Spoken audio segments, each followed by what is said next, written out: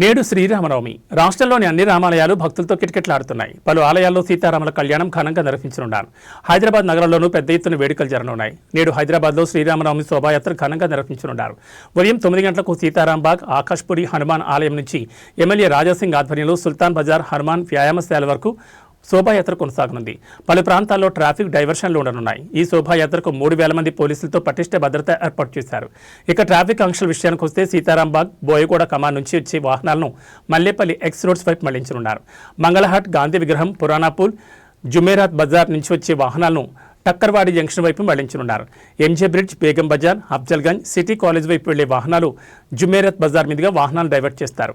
Abids, GPO, సుల్తాన్ బజార్, కోటి, అబిడ్స్ ప్రధాన రోడ్ల వద్ద ట్రాఫిక్ పూర్తిగా నిలిపివేస్తారు.